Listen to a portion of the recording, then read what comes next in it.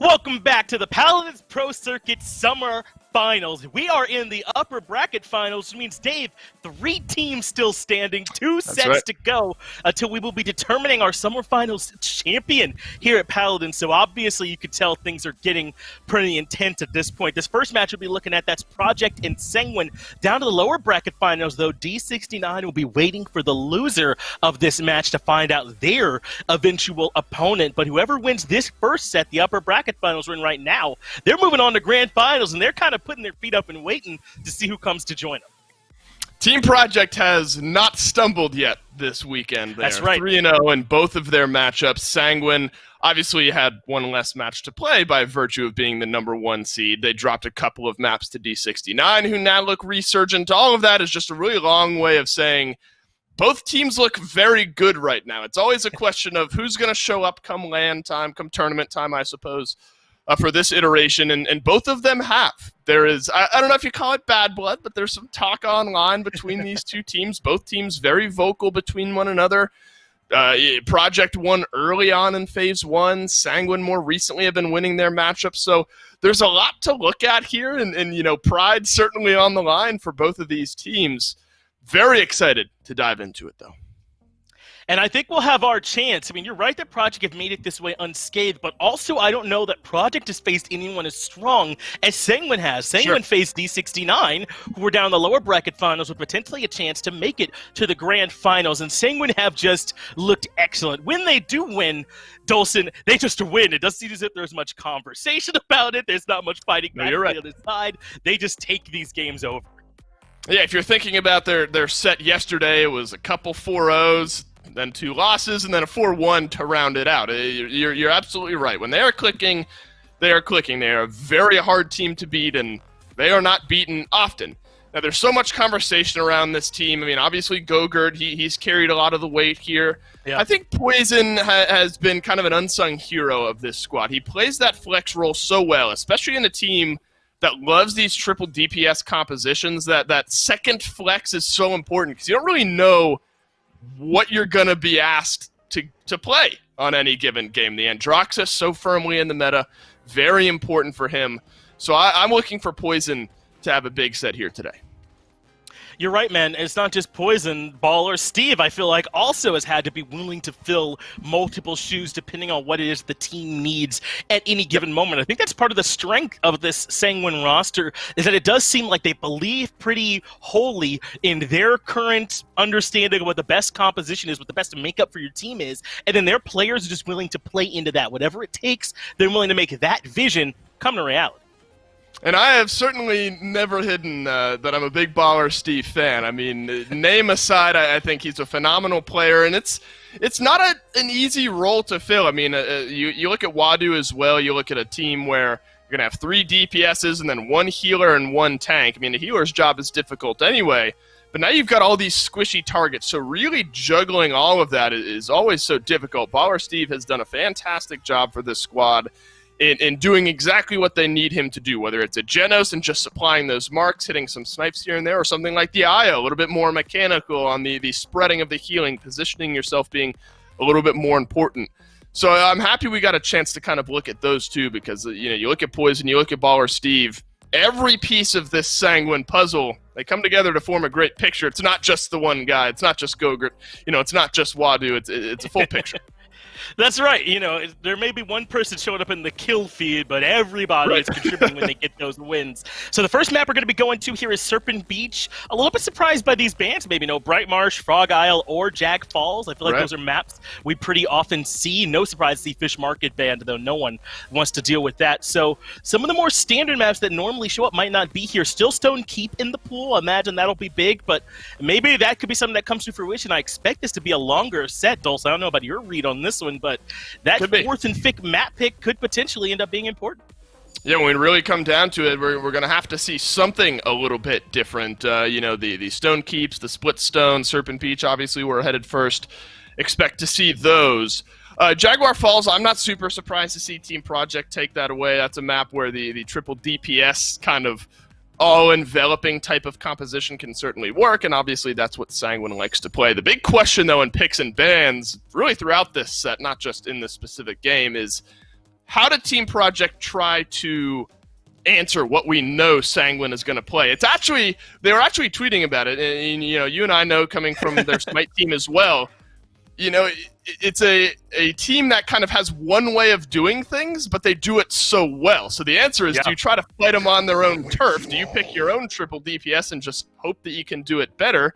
Not often that happens. Or do you try to draft something around it? We'll have to see what Team Project decide. Picking up Androxus, though, I think a great start. We talked about Poison, if it is him on the Andro. High execution threshold, but he seems to reach that most times. Yeah, he's been playing pretty consistently here lately, but I like the way that Project are starting off this ban phase here, Dalton. I'd love to get your thoughts on it. Ban away this Vivian and the Io. You absolutely don't want to give either one of those over to Sanguine's hands. They've already shown how well they like to play around those two picks in particular, so it is some good awareness for them. And then they're going to grab this Grover and the Buck. Obviously, Grover great for a bunch of sort of team-wide sustain, and this Buck gives some dive potential, so interesting first 2 wins here from this Team Project. Yeah, and kind of the quick thoughts on their bans. I mean, I think the IO makes a lot of sense to me. I mean, as a champion, very, very strong in Baller Steve's hands, something we've already touched on. Certainly very good there. And a lot of these triple DPS teams are kind of locked down, battened down by the one outpouring damage source, and Vivian has that. And then you hopefully have a couple other flanks that can either set up those kills or finish them off. So I think taking one of the most consistent damage dealers in the game off the table, certainly a very strong start here for Team Project. And now locking in the Inara, the question is always, can you sustain that massive health pool up? Well, having a Grover, certainly a great way of doing it. I'm actually surprised to see Victor fall this far. Would have been a great pickup. Agreed. Great for either team, but Team Project have him in their wheelhouse. Yeah, about as good of backline damage as you could ask for at this point for Team Project in that Victor. But over on the other side, Sanguine have this Talus, and I feel like we've been seeing a rise over this pick over the last, I don't know if weeks, it's fair to say, because it's been a while since they're playing Phase 1, but certainly it feels like Talus has been getting more and more sought after in value, and I think Sanguine will be able to show us exactly how strong this pick can be, pairing that with the Kinessa and the Genos. It's actually not too dissimilar to kind of the mindset I was thinking of with the Vivian. You look to set up this damage with the Kinessa, then you have hyper-mobile flanks that are able to finish off those kills that Kinessa, we've already seen what she can do here today. Logi in our previous set tears through Celestial. So if Kinessa is hitting those shots consistently, the Talus is going to be there to finish off so many of those kills, and Androxus as well. A few taps will finalize those health bars. The answer for Team Project, though, is to fight back with a triple DPS of their own. Dive potential with a Buck, dive potential with a Mave, a little extra sustain, though, in the Grover. That could be the difference. And Inara is going to have a higher health pool, a Buck, a little sneaky tank in there as well. Similar execution ideas, though. Can Victor pour out damage, then Buck and Mave dive in the back and finish them off, or is it Sanguine who are going to do it more consistently? They're going to try to fight them on their own ground. It's a big match here in the upper bracket finals. Sanguine and Team Project heading to Serpent Beach. Oh yeah, I'm definitely ready for this set. It's Fawn the Legend. Please be sure to let us know in the polls who it is that you think are going to end up being the victors of this set. Once again, Fawn here, joined by my good friend Cormiser. Yeah, and I'm excited to watch this one. And leave it to Team Project, a team that has a long history playing at this competitive level that is going to bring out the Mave. Someone I've been talking a ton about. Every time Evie comes into the conversation, every time Andrew comes into the conversation, if we go to Serpent Beach, period, I start looking towards this Mave. And that's something that they're going to be able to bring that I think is going to make a significant difference here. Gets to the backline consistently, deals with this Kinessa consistently, and it's something that Shadow was one of the best players of last year as well. So I think they've got a good draft for this map. It does feel a lot like what Dave and Finch were talking about on the desk, which is they're trying to meet toe-to-toe and trying to figure out whether or not, can we beat Sanguine at their own game? In the past, it's worked out. Yeah, in the past it has worked out, but we've also seen that be the flip side, where it hasn't worked out too well for him. But of course, only time will tell throughout this set as Poison and Cuss end up meeting each other on the sides. The first blood's going to be in favor of Gogurt as he picks off Shadow thanks to the Talus. Looks like Inara's going to be next. His hero falls soon after that. Cuss and G-Bunny are going to get taken out just immediately. One after the next. Team Project have fallen and now they're going to have to make their way back to the point to try and reclaim what it is they've lost. All right, so far, Fawn, all that stuff I said earlier, just go ahead, ball it up, throw it on out the window. Didn't even make a difference throughout all of this. Cool does not care about what Shadow is bringing here. And even though the viewers are leaning a little bit more towards Team Project, it doesn't seem like Sanguine really care that that's the way the votes are going. I think this composition for Project, it might be one of the ones that, in my mind, is just solid for Serpent Beach, but right now, whether it's the Kinessa, whether it's the Andro, honestly, even on the side, Gogurt here with this Talus is just causing too much trouble for Project to open up and flourish. Well, a couple of good picks have at least allowed Project to be able to flourish in the way that they want to, as now they're able to get that aggressive zone, despite Cuss going down to Cool on the side, or at least near the back of their spawn. He still is sieged up, ready to hold that position for a little bit longer before G-Bunny is able to make sure that he feels an axe to the dome and takes him out of the fight, meaning he has to regroup with his team. Shadow's tossing out daggers here and there, spreading out the damage where he can, but everyone's pretty much at a standstill for right now. No one's really going to be able to be on the card unless they get that opening pick directly on the Shadow. That might be the look that they're looking for, especially when Cool follows it up with a nice little kill on Cuss, following suit Baller Steve. Takes care of Rock Monkey. G-Bunny falls down soon after that. And you're talking about a 4-man wipe as Hero is forced to retreat back to his spawn. Yeah, can't really do much getting locked inside the base, and you can see exactly what Andrew does. Dash in, get a couple shots. Oh, things are dangerous. Gets on out of there and stays alive. No one on Sanguine's fallen just yet, but with Wadu going down, they lose that tank presence, right? You lose a little bit of the pressure you had. And I think Sanguine, they just showcased how great they are at getting up to the high ground and taking that away from Project. But you only have a minute to work with. You can't spend any time dawdling around the mid-fight. You have to get back up there soon. You know, well, 50 seconds might be enough time for them to at least try and reclaim what it is that they've lost on the side of Sanguine. Having that aggression was good, but they were forced off thanks to some very well-played strategies from Team Project, as everyone's really just waiting. Wadu's still mounted up around that corner, but gets dismounted almost instantly thanks to the good Talus. But Cool, once again, finding another opening pick on the Shadow to find their footing. Now that they've found it, they've gotten what they wanted. They can be aggressive. They can roll the cart right on in, but it looks like they might be looking for more in the form of kills. Headhunter gets popped, and Poison decides to pop some heads of his own by making sure that G-Bunny falls down soon. Hero, Cuss, Shadow, doesn't even matter. One after the next, and the cart rolls right on through. That's a 2-0 already for Sanguine. And it's just crisp is the only way I can truly describe it, right? I mean, it feels like they just kind of break Team Project down throughout there. A great triple kill for Poison there to start things off. Something that he was doing very prominently yesterday as well when they were able to close out their games against District 69. But as nice as that was, realistically, it's the consistency Cool had. Maybe there weren't triple kills, honestly, not even a lot of double kills, but like you said, almost always finding an opening pick on the Shadow, being able to get aggressive, put some good shots and damage into Cuss or into Hero. He's just keeping Project locked down, and every now and then there's some retaliation against the sniper. But even when they get in his face, even when Cuss Cutie is point blank with a shotgun, Cool doesn't seem to know that he can back down, that he can turn around and teleport. He just chooses to fight, and he wins. Oh my goodness, he gets overpowered almost instantly thanks to the opening ultimate from Khan. Allows him to get that pick on the G-Bunny. Rock Monkey dies to a through time and space as Baller Steve gets the last hit on Hero. That's 3 individuals down, with 2 of them currently respawning and mounted up, ready to be back in the fight. Because eating a lot of damage from Poison means he has to reconsider his positioning. This might put a damper on their offense as they're trying to reclaim what is lost. They have the accursed arm already ready, and the dashes are there. They use Blossom super early as well, and they follow up with the Buck Wild, so that way they're able to at least put their foot on the gas and make sure they can keep this aggression. They get the kill on Cool, and Wadu follows suit soon after that. But Baller Steve with a nice last hit. They don't realize that Gogurt's just sitting right there vibing the whole time, and he takes the teleporter back to make sure he heals right back up. But it's not going to be enough for them as Team Project managed to make their way back onto the point. I don't know the last time I saw that many people walk by someone without noticing him. I mean, that was really well executed from Gogurt. Unfortunately, it didn't have maybe the exact follow-up he wanted. And now with comeback mechanic, it's already 85% here for Project. Wadu has a lot of pressure on it.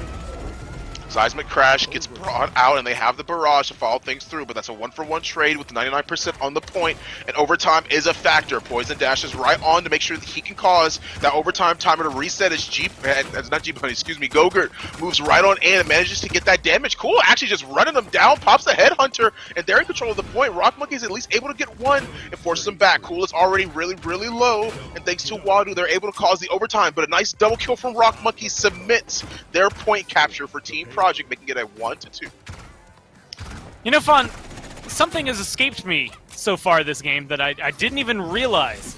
I've said his name, I've said both of their names, but I didn't realize the champions they were on. Cuss is on the Buck, and G-Bunny is on the Grover. G-Bunny is on the Grover. That is not at all what I would expect in this kind of matchup, especially one that has maybe the weight of this one, maybe giving a little bit of credence over to what Cuss can do. He's a phenomenal player, so you know he can bring out the DPS, and you know G-Bunny can be this impactful support, but not being on, you know, quote-unquote their main roles here.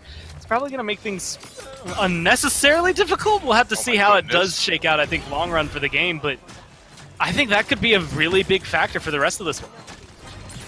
Yeah, when you have Cool hitting shots like that, you got to put a damper on that Kinessa. She's been free-firing for a lot of the game, but at least I digress. Gogur's going to find that opening kill onto Rock Monkey and G-Bunny. That's a... It's been really solid for them so far. Just being able to get aggressive here, but unfortunately losing things like the Mave, well, honestly, 3-man wipe right here is going to make things difficult. You still got a minute left, your Team Project. But one of the biggest things that I've been talking about specifically around Project does come down that, at least it used to be, G-Bunny's performance on its own would be one of the biggest things to keeping this team alive, afloat. It's one of the biggest things for Team Project as a whole. Now they don't have G-Bunny, they don't necessarily have that performance, because Grover's not your carry champion, so it's going to be up to them to maybe take that big. Poison, though, it's been really big over here on the Androxus. You've got Cool obviously having this phenomenal performance, and unfortunately for Shadow, that's been locking him down. I just haven't seen this Maeve jumping into the backline enough. She hasn't been able to make it there. Half the time she gets up into the air, she takes a huge shot in her face, and now they only have 30 seconds to try and get back over here. They have the tank advantage, especially with a Grover behind an NR to be able to get the touchdown. They're going to go ahead and get aggressive with it. G-Bunny picks up Gogurt. Rock Monkey's going to be able to find Wadu on the side, and Cool's going to be under pressure onto the side shots as well. Flying forward, it's Rock Monkey who confirms that one. Getting him back onto the payload here is going to beat Team Project. And with 10 seconds, they're going to have to do a lot of this one in overtime, but they are in a position to be able to do so. It's, well, 3 seconds left until that clicks over. Wadu in a position up on top and end up getting locked out right here. Rock Monkey, a beautiful pick, I think, to start this one off early on. Just being able to find that, get aggressive. It's going to be very big, and unfortunately, throughout all of that, as you can imagine, I've been talking for a little while. I lost Fawn. So I got Kresnik over here, who has been able to jump in and save the day. So Kresnik, you know, looking at the state of the game, about to go into overtime for Team Project. G-Bunny's on Grover, of all things. How are you feeling about this?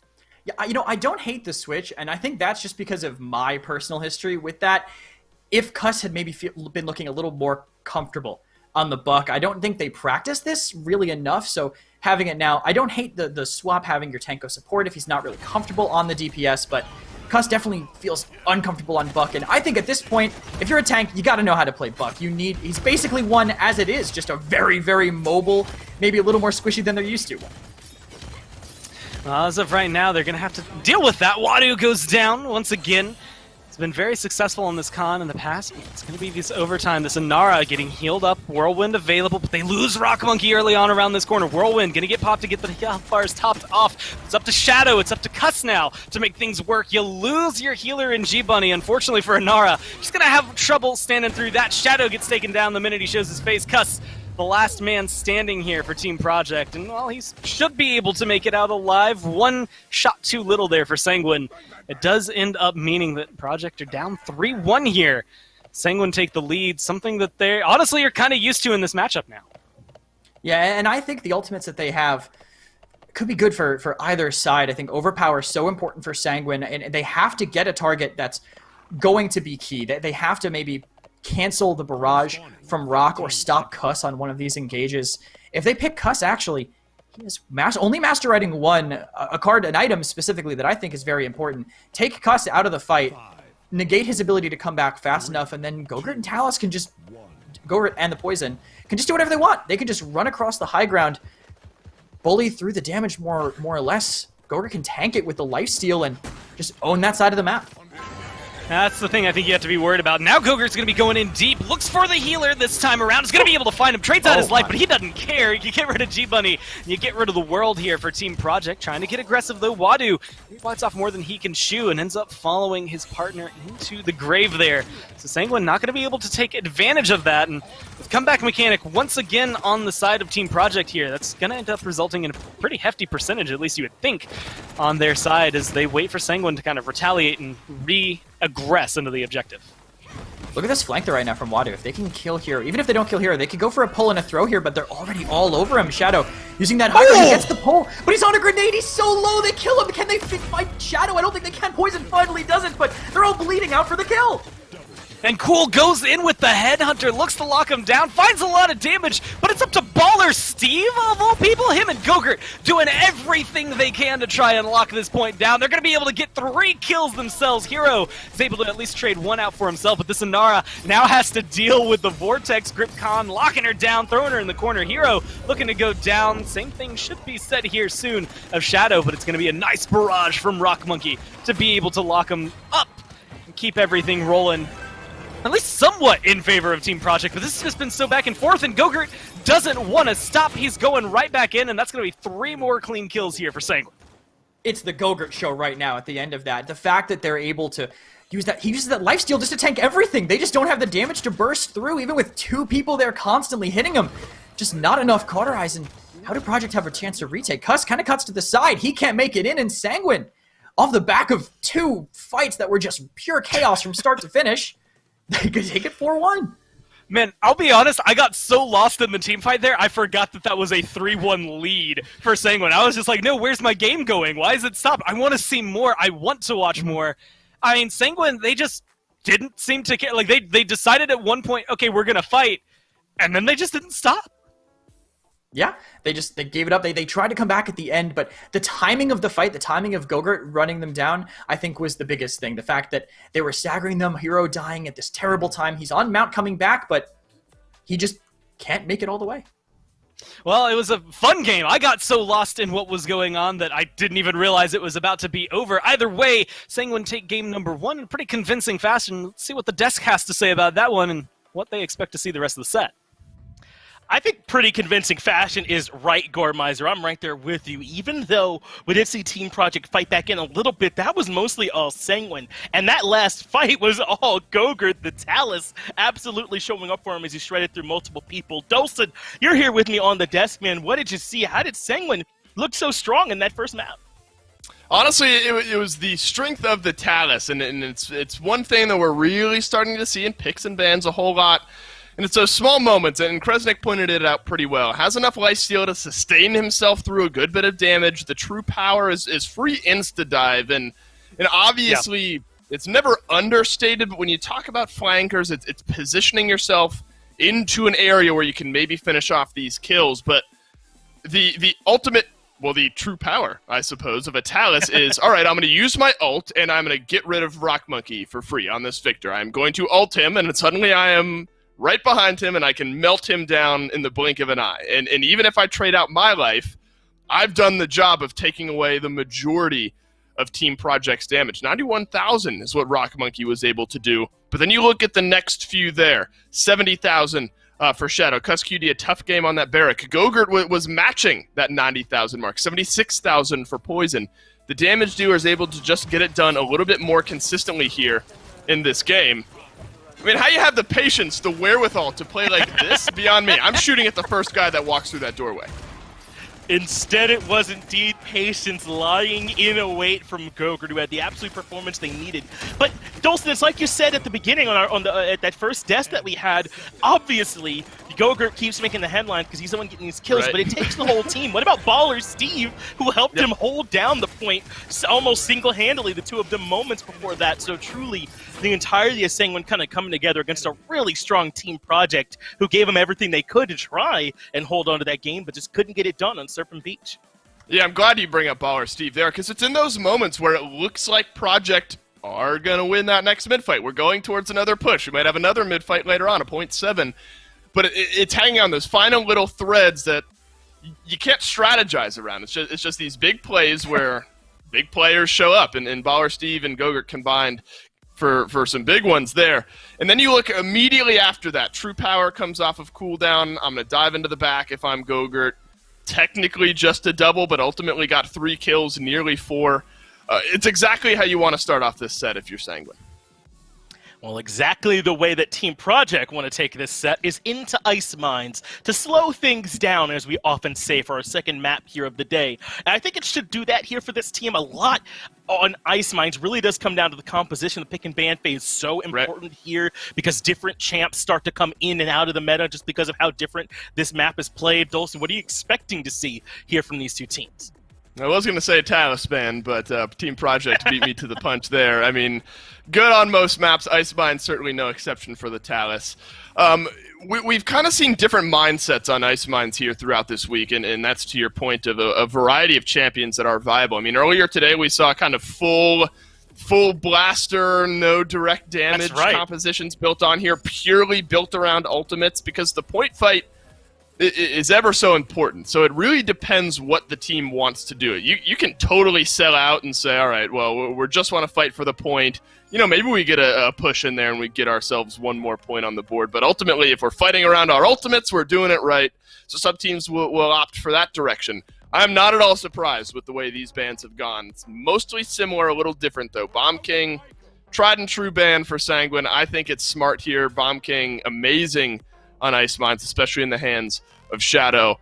And you talk about point fight impact ultimates, an overpower for Khan. If that connects, toss him right off the map next to you. Great start here now for both teams with the Terminus being locked in as well.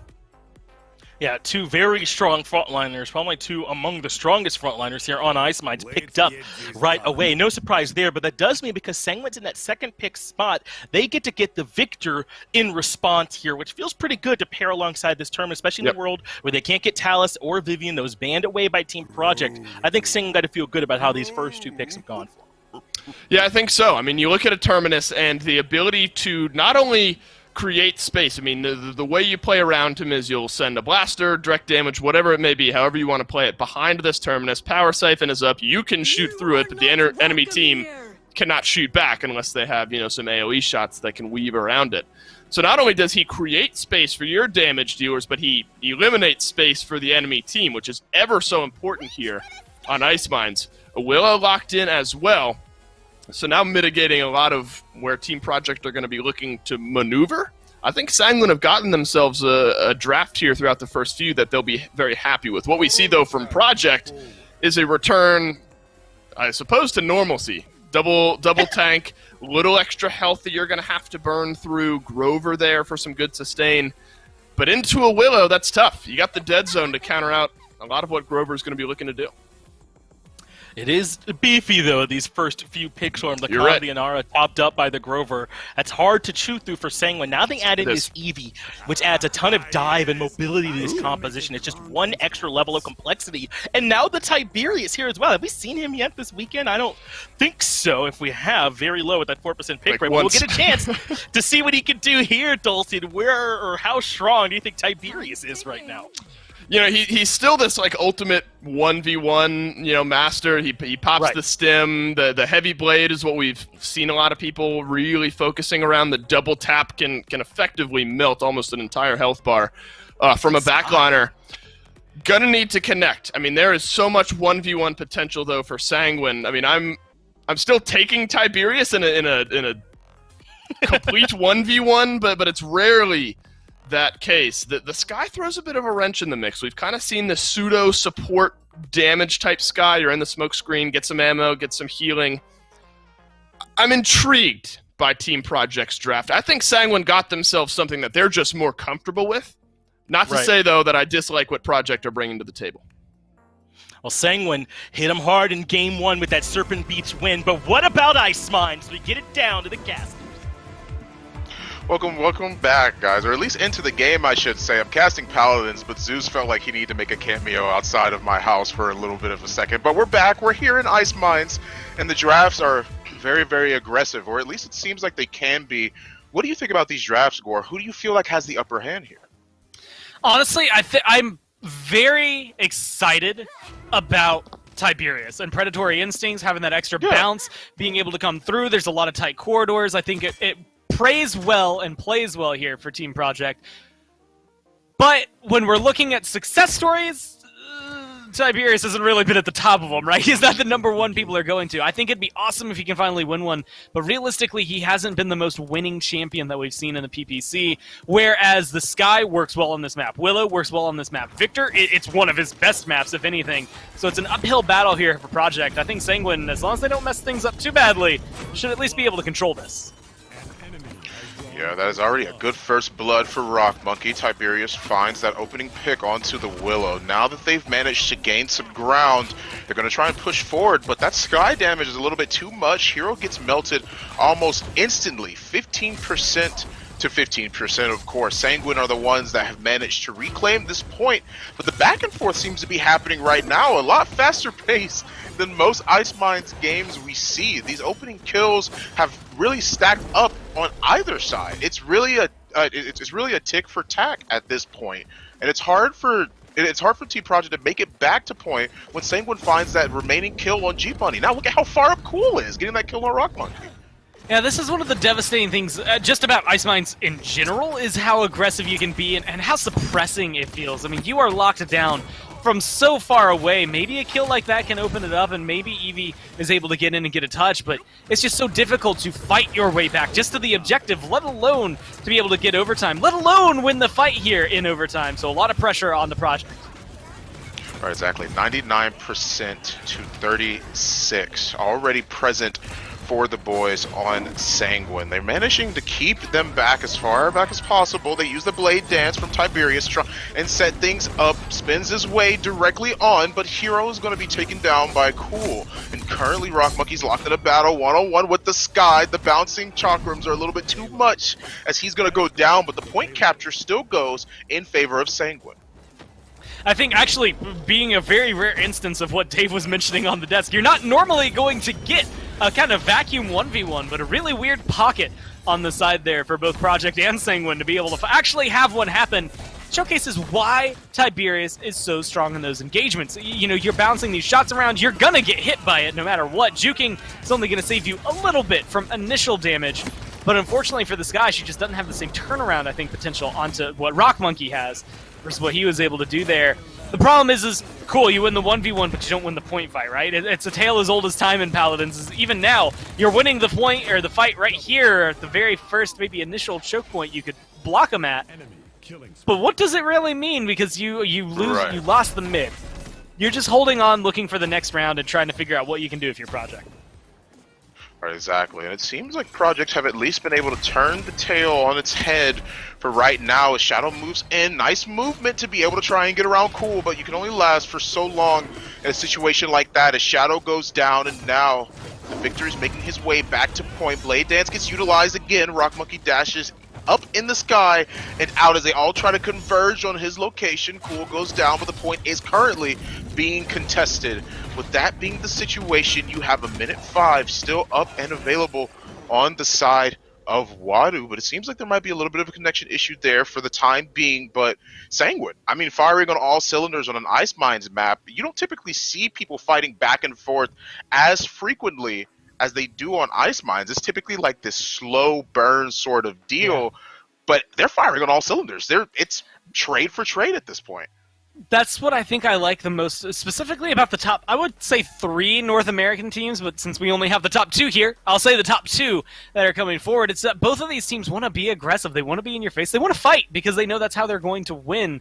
Normally what we've seen, if you go back in time with Ice Mines, you literally draft for the 3-3 point fight, right? You don't care about the first 15 minutes of gameplay, really, because you know where you're going to end up at 20 minutes, 22 minutes into the game. Now, though, teams have not only been able to play on it more often, but they figured it out a little more to the point where getting 3-3 is more of a competitive set as opposed to stalling it out. Even right now, it's been non-stop action and fighting for these teams, even though it's a defense for Project, just to make sure Sanguine don't get that leg up and start that payload moving again. Right, exactly. 22 seconds still remaining, and a good opening pick onto Cool means that this is a lot more prominent for them to be able to hold on to what they have left on the side of Team Project. Shadow blinks in, tries to get a shot, see if he can pre-fire around the corner, but it's not going to be anything too crazy. Everyone's slowly taking their time to make it back to point. The Siphon goes up, and he is there to stall for a little bit longer. Tosses out the blade and brings it right back. Gets a couple, or at least a little hits every now and again, but Team Project do manage to hold on and tie this at a 1-1. I'm excited to see what they're going to be able to do this mid. Ult's coming online, maybe making a bigger difference here. Specifically, Rock Monkey got his ult, used his ult during the last mid fight.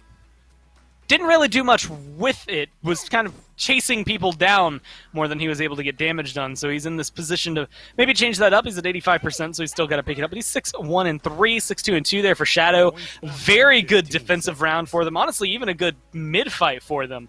That just didn't come to fruition, unfortunately, because I think G-Bunny Hero just had too many counters on the other side. Time Bomb is something you have to factor into these fights. I think you have to factor in a through time and space from Baller Steve, because I can't count the amount of times either from Gera, from Vex, from Cuss himself, from Baller Steve in the past, from countless supports. A Genos on Ice Mines can make some of the most insane plays that can save the day and honestly win you the game. Exactly. 1-1 tie already with 6% being there. You throw out the Time Bomb and the Overpower does get utilized. Tries to toss him right off of the side. It seems like it's gonna find its mark, and he gets sent right off. And with the Faith Flight being used to try and force things to go in their favor, they end up just making himself an easier target as Poison goes down. That's a full-on team wipe on the side of Team Project, as they're now able to get a more effective zone and prevent them from coming back to point. Well, Fawn, I'm ready to start talking about the push already. How are you? Because look at this Yeah. aggressiveness. I mean, already dismounted, already locked away, a kill to boot. I don't think anyone from Sanguine's going to be able to touch that objective, and that's, the harsh cold that is Ice Mines. This is the reason you can pick it. You win one fight, you win a point. Right, exactly. I mean, Shadow already with a nice little double. I mean, you said you want to talk about the push already. Let's talk about the zone that's happening right now. They're able to kill Shadow, but not before he got himself a nice little double kill right here. I mean, what do you feel like the adaptation has to be? What changed so suddenly? They don't have their ultimates anymore, yet Shadow was able to get that double? I mean, a Whirlwind is good to get the reset, Seismic Crash early on. I think it's just, when it comes down to it, Sanguine had all of their ults, Project had all of their ults, and unfortunately, Project just used theirs a little bit better throughout that. I think they got cleaner engagements, cleaner picks, and were able to find a lot of kills because of it. Now you're getting locked down. That's just residual effect from that mid-fight, right? I mean, you're getting killed off, picked off one by one, perfect staggers that have been coming down here, even done right there onto Wadu to make sure he's about 5 seconds behind the sky. It's just giving you so much time and space to work with on this push that it's what you need on Ice Mines. It's what Sanguine didn't get during their push. They lost their very first fight after capturing. So now you're seeing what Project can do when things are, to steal the phrase you've been using, firing on all cylinders. Right, exactly. I mean, and it seems like they haven't stopped at all. I mean, the foot's still on the gas. They're finding damage spread out in the ways they want to. G-Bunny used that Commander's Grab to go out and kills Gogurt with it, but not before he trades his own life as Gogurt kills him from the grave. Cuss and Shadow follow up with more kills of their own. Cripple Axe goes out and Poison goes down. The last remaining member of Sanguine that was contesting that point goes down, makes it a 3-1. And Sanguine, they got I mean, this is looking very, very different from last game, that's for sure. That crippling axe throw that is going to be coming from Cuss is going to be devastating, and it's going to be devastating consistently. Being able to lock down Cool from running away, Poison from dashing to get some DR that he will have in his loadout more than likely, those are the things that are going to just cause a lot of trouble. Plus, you're looking at Cuss being kind of this third tank. It's really weird where Grover fits in. Long range, he can compete with the Victor and hitting some of these shots. And health-wise, and especially with the damage reduction, it's only Unstoppable 1, but still unstoppable thrown in there. Every time he heals himself up, cool, he's going to take less damage. It just makes him a little tankier and makes it a little easier for him to sit around and be a, again, third tank for Project. Right, exactly. And of course that makes it more prominent based off of the fight and the round we saw immediately. Shadow actually is going to open up with a nice little first blood of this round on Cool. Poison makes himself an easier target by using that Fade Flight, and Team Project says thank you and yoinks him right out of the sky. That's another death for Sanguine, as already G-Bunny is on the side, putting more and more pressure on that flank. Uses the Commander's Grab because he knows exactly where that Sky is. She goes down, and in almost the blink of an eye, they have had a very, very hard time trying to contest anything after that very, very first round. Sanguine have to try their best to make it back, but I don't think they will, Gore. That's Team Project with their first victory, and we're tied at a 1-1, baby.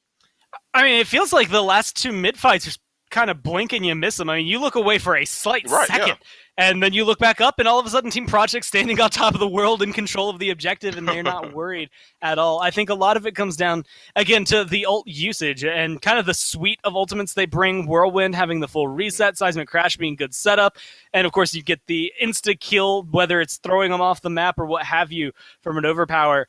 Going back and playing their style of game is what ends up helping Project more than anything. It's something that was really good for him yesterday. It worked for him in game 2 here. I want to see him maybe stick with that style because they just play it so perfectly. Yeah, and perfectly they did play an extremely quick match. That may have been the fastest Ice Mines, at least one of the fastest Ice Mines games I've seen in a very, very long time. Des, what do you think? Yeah, we don't normally see Ice Mines happen quite that quickly, but I doubt Team Project and their fans are complaining right now, Fawn, after they found that much-needed win and tied this upper bracket final set up 1-1. And Dulcin, what felt like the big difference maker to you? Because I think you kind of touched on it for me, in that Team Project drafted a bit more for that mid-fight, and they were pretty dominant in those mid-fights. Yeah, they kind of ran away with it. So, you know, Gogurt giveth and Gogurt taketh away, and unfortunately the Sky maybe didn't quite hit the mark that they were hoping for here in this game. Just able to be run down kind of time and time again. I mean, the mentality is attempting to be the same as something you would do on something like a Talus, but you don't have that kind of free entrance to the backline that you might have, you know. Then you get some Illuminate, and suddenly you spot out the Sky a little bit more often. And then also the Tiberius. I mean, to be remiss if we don't mention it. Obviously picked for these 1v1 scenarios, but when you pop that stim and then you have a guy as accurate as Rock Monkey is, doesn't necessarily have to be a 1v1. I mean, he's a pseudo-sniper at that point, the way Rock Monkey is playing it. Just an outpouring of damage on one side, an interesting Sky pick. I don't think that quite hit the mark that Sanguine were looking for on the other. And then we'll see in post-game stats. Cuss Cutie, I couldn't tell you the last time he died there in that game. An outpouring of healing there from him as well. I think both teams drafted for comfort, and this time around, Project's comfort was just a little bit better.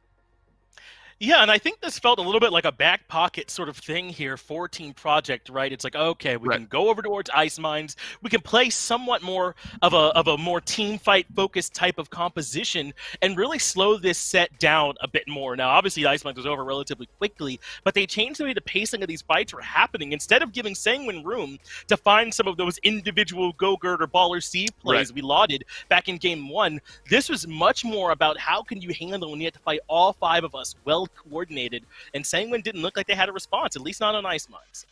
And you do, I look at those healing numbers as well that we were able to briefly see. It was like 104,000 for Cuss Cutie, and then combined between Sky and Baller Steve on the other side was close to like 70,000. So, I mean, you're talking about a difference of like 30k in healing. Granted, there's larger health pools on one side just by nature of triple DPS being a little bit squishier on the other. So you do have to take that into account. But there was just too much sustain, too much out-damaging going on. You know, a Tiberius is going to be able to melt through a couple of those DPSs really quick, and, you know, a Genos just isn't going to be able to heal you through it. So I think that just works out so well for Project there in Game 2. Well, 2 dominant performances on Serpent Beach and then on Ice Mines lead us to an all-tied-up Stone Keep. And I think that when both teams' losses were kind of so one-sided, maybe it's a bit easier for both teams to kind of brush them off, right? Okay, they had something that worked in that first game. We had our thing that worked in the Game 1. So now you have to start working about in Game 3, because it's going to be a little bit harder, I think, for Team Project to so focus out Go-Gurt in these bans, the Vivian and the Talus. Can they afford to ban both from the second position? I don't know, especially not with what we've seen be viable on Stone Keep today. I mean, I agree with taking the Talus away, and we'll see if Team Project want to lean into that Vivian here in a second. But think about a Strix, a Kinessa. We have seen those time and time again. And cool as well, and really is the guy that comes to mind when I think Strix, Kinessa over on Sanguine. I mean, we've talked about Poison, we've talked about Gogurt ad nauseum. Cool is kind of that third linchpin in the 3-stack of damage that Sanguine have going for them. It's the Androxyspan instead. So I wouldn't necessarily say interesting priority there from Team Project, but it does leave a good bit on the table. Still a lot that Sanguine could reach for, and Io, the notable champion there that kind of slips through the cracks, great here on Stone Keep, and a great champion at doing what Sanguine wants to do. These big, sudden, sweeping team fights, all the while building up point percentage while the rest of your team is moving forward. It'll be the con in response, though, from Team Project. With the way things are looking on Ice Mines, no problem in my book with running this pick back. And I think we're about to get a chance to see just how smart this IO pick might potentially have been, because I don't think there's really much chance that Team Project want to take that Vivian. So if Sanguine do want maybe the IO and the Vivian, then it's smarter to take the IO there first, potentially come back around to grab that Vivian later if they end up valuable. That's a great point, and then that's kind of, it's actually a really good glimpse into what makes Sanguine so difficult to lock down. There's we say it's just triple DPS every single game, but there's so many different ways you can play it, so many different ways to plug those champions into those rules that really make you think about what you're drafting against them. They don't really show their hand early. I mean, look, they have to pick a damage dealer here, given their triple DPS tendencies, and it is the Vivian. They still haven't given away exactly how they're going to play the rest of this map. And an Inara and an Io, a great start here. Wadu has done fantastic as a solo tank, giving him the Inara rather, I think is good here for them. Furia for Cuss Cutie, what more needs to be said? I think both healers are going to be happy with the picks they've got. I think so, too. I feel like we've been seeing a little bit less Furia here lately, but certainly still plenty strong to be picking up here by Team Project. It'll be the Buck paired alongside that, too. And that's another point that's interesting. Are we going to be seeing Cuss piloting the Buck here again? Because I believe that's what we saw back in Game 1. But Sanguine get the backline of Victor and Vivian. Good luck trying to walk into that.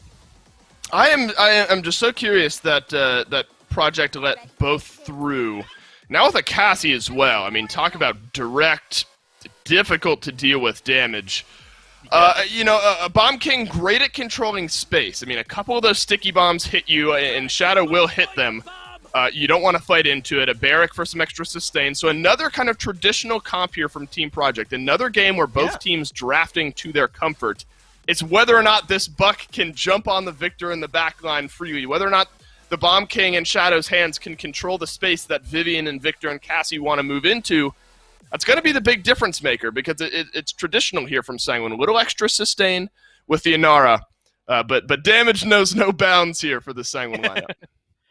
But it's not quite some of the same high mobility that I feel like we've seen from Sanguine before, right? I mean, sure, the Cassie can roll around to some extent, but it's not like those big flankers. Do you think there's any chance they might get a bit punished a little bit by what Team Project have here with maybe these more stationary picks?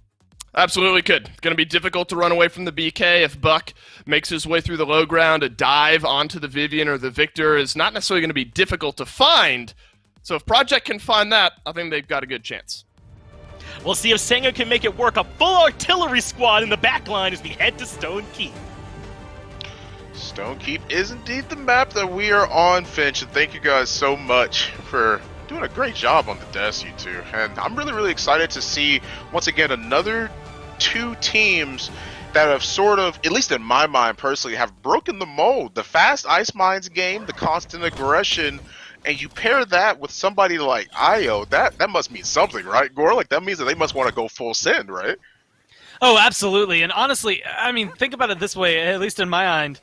You get Luna, who's really good to have on the point. You get this Inara, really good to have on the point. You give either of them, whenever Baller Steve decides to throw him a heal, a nice chunk of damage reduction that's going to be coming through, and all of a sudden, you're very happy with your point control. I think a lot of it does fall onto Cool, Poison, Gogurt having phenomenal games, and I think that's where the damage conversation comes into it. This Bomb King for Shadow, I mean, it is an essential combo coming down for Team Project.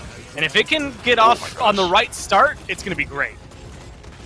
Nice, a 1-for-1 trade already as the kills start piling up on the side of Team Project. That's already 2 of them that have been dealt with on the side of Sanguine, with 1 kill apiece for both damage dealers on the side of Team Project. That's going to be very, very important, especially when you have so much control over the point. And it feels very, very strange because it feels like IO, in a situation like this, you should have more control with an IO, but it doesn't seem like that's the case at all so far for this Gore. Yeah, honestly, it's a little surprising, but I think they just haven't been able to move up as far as they want. I mean, that's one of the things Team Project have. They not only have keep control, but they have really good area of denial, and that's where Shadow comes in. Right here, he's going to be able to get the kill there. A little low health when he started it, but a full health Bomb King, especially in Shadow's hands, it's going to be dangerous for you, and you have to be able to take care of it sooner rather than later, or else it's going to come back to bite you. Right, exactly. And the King Bomb's going to roll right on through and get that stun directly on the Wadu. That's a pick for Team Project, and one of the only tanks it is that they have in case Luna ends up going down, but she's just been sitting on the point the whole time. Varric has to step up on point and contest it. Commander's Grab goes out, but there's 2 people on 2 different sides. You gotta be able, you can't block both of them. Khan's goes down, Buck leaps into danger and tries to find that pick, but that's not gonna be enough for them, as now they can make their way back to point and force Hero off of it. That's already really, really a good look for Sanguine. Yeah, it's just this awkward fight on 2 fronts here for Team Project. Even now, you can see where it's kind of breaking apart. You have to spend half your time trying to kill the members of Sanguine that are going to kill you, namely the Victor, the Cassie, the Vivian, and you have to spend the other half of your time looking to deal with this Inara, deal with Luna, and potentially, if you can, get to the backline with Io. The problem is that it's 2 completely different fights, and you only have 5 people to be able to separate, so you have to divide your resources appropriately. And unfortunately for you, Sanguine don't have to divide anything. They can just take the fight how they want to. They're taking a 5v3 on one side and then a 5v2 on the other. They don't necessarily mind. And so it just puts you in a not necessarily lose-lose situation, but one where your back is against the wall. If you don't make the right decision, then it's going to fall apart.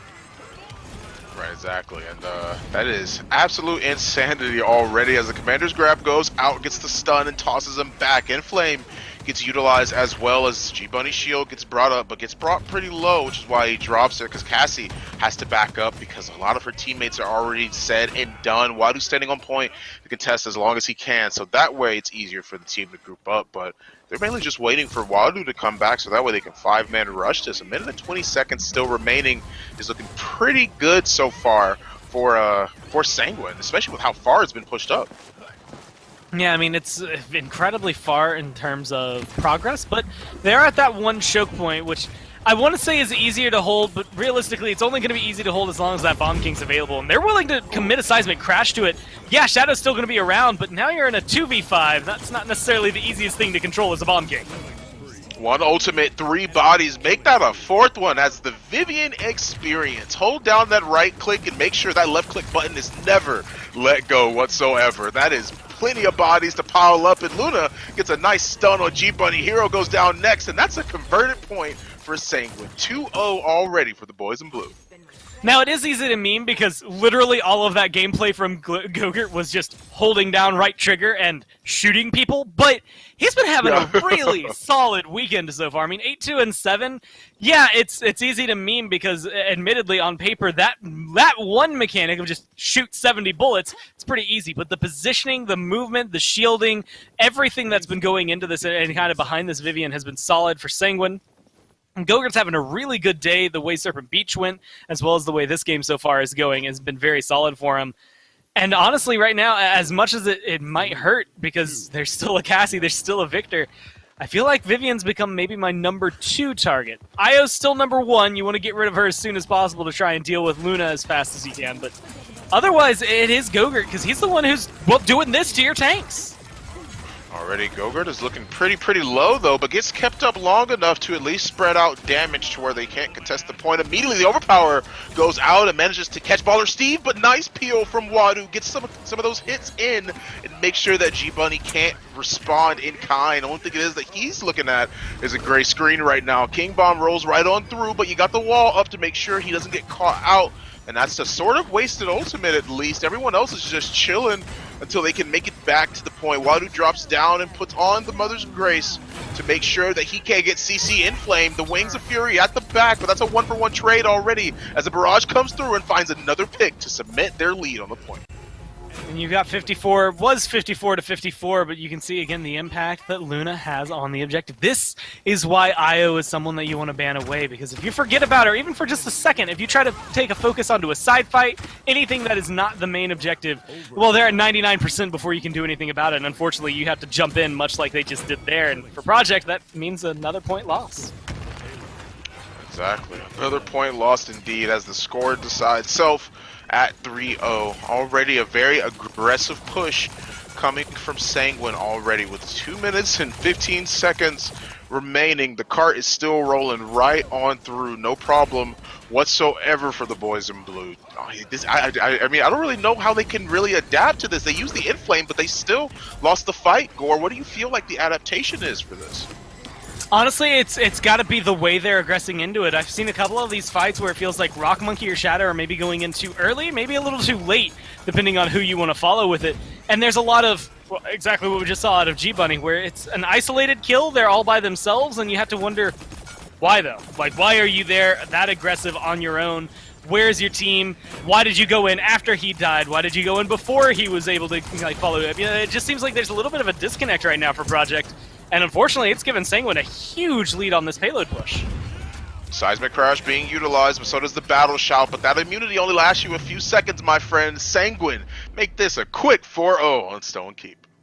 Honestly, it's kind of what you expect from two teams that know what they're doing, right? Hey, I'm going to punch you really hard, you're going to punch me really hard, then we'll just keep going until one of us falls over. And right now, that is Sanguine who's standing on top of it. It's one game away from being able to close this out, but a 4-1 into a 4-1 into a 4-0 for these games so far, it's obvious both teams have been able to just draft to know what they're doing and to control the flow of the fight. Yeah, and that fight was very, very well controlled by Sanguine. Just having that Luna makes it that much more dangerous overall for Team Project, but that's a 2-1. The games are pretty close. We'll toss it back to the desk to get their thoughts. Yeah, thank you, Fawn. The individual games themselves may not have been close, but it does make for a very close set overall, as we are currently in that 2-1. But here on Stone Keep, man, it feels like the difference to me, Dolson, was this IO pick for them. It enables so much of what this composition wants to do, allows them to roam with that Inara as the front line for all their damage to just hit home, and then essentially for the IO to sit in the back and make sure everyone's topped off. I mean, I think it was like literally point fight number one. The only one that Project really had a chance in was kind of a misplay, really, from Sanguine. You're not going to win kind of the high ground contest against the Bomb King as well as a Varric and a Khan. Too much shielding, too much zone control there from Shadow on that Bomb King, and then immediately adapted by Sanguine. Instead, the fights were a little bit slower, a little bit more pulled back. You could see there was an attempt by Rock Monkey to dive into the backline. They tried to get the Vivian out. They tried to get the Victor out, but they were all so close. By the time a buck lands, you're turning around with half HP and you don't know who to shoot at. And then you get the lockdown from Wadu. It was just well executed, really, by Sanguine through and through to slow down the aggression that Project were trying to bring, and then also having an IO in the meantime, building up some percentage there on the point. So I think well drafted. I don't think you give Vivian and Victor to Sanguine another game here. I think it's a little bit too much damage to let through. Yeah, it really was too much, man. And all the pieces of the composition, though, were necessary. I mean, we talked a lot about the IO, but what about Wadu's excellent work on the Inara as the solo tank for them? The seismic crashes were all impactful, mostly used to take G-Bunny out of the equation without too much work. And then, as you already highlighted, Gogurt and Cool doing an excellent job in the backline, providing that damage for them. But it really felt like every piece of this machine was necessary for it to work. Absolutely. And, you know, a lot of it was mitigating Hero and G-Bunny as well, both of them having tough games on their respective frontliners. The shielding just couldn't stand up to the shield melting capabilities that effectively everyone on Sanguine had. And it sort of made this one one cohesive unit, I suppose, to kind of summarize your thoughts that I absolutely agree with. And really, in reality, I still go back to the final 3 picks there from Sanguine and the way they kind of shielded what they were bringing, where they were able to get Vivian, Victor, and Cassie uncontested around the end, and it didn't even require shielding. Anyone who's watching the draft is like, wait, Victor and Vivian are still on board. Like, how's that still available? So I think well drafted from them. There were moments where Project had a chance, but just a little bit outplayed there by Sanguine in Game 3. Yeah, and I think you are right to highlight that first sort of point fight really is kind of the only one where it looked like things are kind of up in the air. I mean, you saw, kind of as you mentioned, where the Buck tried to jump back there towards the IO, but literally the Victor is occupying the exact same space, right? I mean, how were you supposed to get back there and stop either one of them? It's exactly as you said. There were too many problems to deal with, and they couldn't divert enough resources to deal with it. So we are on to the picks and banter game number 4. It'll be Splitstone Quarry as the map that we are on here. So I expect it to be another sort of interesting match. These have all been relatively heads-up maps that we've been to so far, and the only real, maybe big difference maker was the Ice Mines. Yeah, they've all been quick. You know, it's a close set in the score alone. The maps themselves have been 4-1s, and they're not particularly close, really. Team Project going to take the Talus off the board. I was thinking, remember, kind of strict Kinessa there for Stone Keep. I'm really thinking it here for Splitstone Quarry. You talk about high ground control that a good sniper can bring. This is absolutely a map that has it. If they both go unbanned and unpicked, you know, that's just personal team decision. But if one gets picked and the other team doesn't select the other one, we'll have to see what they end up drafting around it. Talus Vivian, I think, is a good pair of bans here for Team Project. Take away the Talus that's near unstoppable from Gogurt, and then don't leave both on the board for Sanguine around the end. Yeah, instead force them to pick something else. That does still put, I think, a lot of priority onto the Victor that we saw last game. Where does that particular backliner go? But then also, Team Project have been very willing to run the double frontline composition, whereas Sanguine have not. They've been running this triple DPS. So the question also becomes, are they going to allow the Inara over there for Sanguine because they believe in the con they've been running too? There's a lot that you have to try and pull away from this Sanguine composition if you're Team Project, and they elect to go for the Grover first overall. And Grover's a good pick here on Splitstone Quarry. I mean, you fight over on Bleacher side or over on the Lava side. There's enough reach with Grover's healing that will sustain the rest of your team. And then there's, you know, a little variability in height on both of those sides. And, of course, Grover can heal through all of that. So I think it's a good pick. Something Cuskcutie, in the one win that Project has so far in this set, did massive amounts of healing over on Ice Mine. So I think a good pickup for Team Project. Kind of waiting to see what direction Sanguine want to go with their damage dealers. A BK, though, is a great way, I wouldn't necessarily say of countering out the Grover, but trying to control the space just through damage instead of through healing. It is a bit of a different look, though, prioritizing the blaster early on here for Sanguine this time, as opposed to things like the Victor, the Vivian they've been running up until now. That does mean that the Inara, Andro, and Grover all end up over for Team Project. This feels a bit kind of like the flow that they like to have, right? They like to have at least one of these sort of beefy tanks. They often pair it with another. The Andro can be floating around, and they know that wherever the Grover is, it's healing everyone up. This feels like a pretty normal sort of Team Project type of look, and it's worked for them when they got it. Yeah, I mean, it shades of kind of the Ice Mines draft here. I mean, difficult, I think, to compare like a Tiberius and an Androxus, but the idea may be sort of similar, especially if that's in the hand of Rock Monkey. If you're going to be two-tapping people from across the map, getting rid of one of those 3 damage dealers ever so important. It's winning that initial trade that worked so well for Team Project on Ice Mines, and you kind of win the team fight from there on out. Now adding the Kinessa in, I figured snipers might play a role here. It's going to be a Kinessa-Victor duel a lot of the time there on the high ground. And there's very little room for error, honestly, for both of them. A charged-up headshot immediately followed up is usually a dead Victor. A missed shot, giving Victor a few chances to burst you down, usually a win for Victor. It'll be a lot of fun, honestly, to follow that battle throughout this game. I really like this Ruckus pick. I mean, a Splitstone in general, Ruckus is really strong. I feel like his mobility is so valuable, but it lets them sort of toe that line between the double frontline composition that they normally like, and then this Ruckus that can feel a lot like just another flanker for your team, essentially, in a lot of cases, and get up there and provide some damage. Try and get maybe the Victor or something like that, or the Bomb King off their spots they like to hold.